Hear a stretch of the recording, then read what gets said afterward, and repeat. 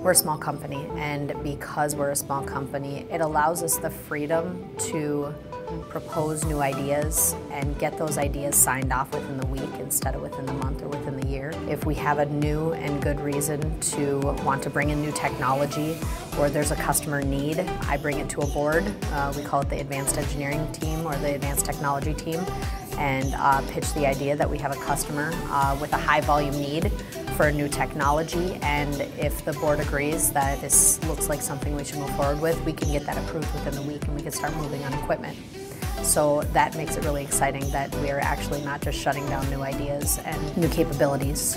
We actually take a look at it and we'll invest time and materials and people to try and bring in that kind of equipment. Things like UV cured dip coating. We're taking a look at dip coating, foam, silicone foam molding. We don't shut down ideas. If our customer has a need, we might be their solution.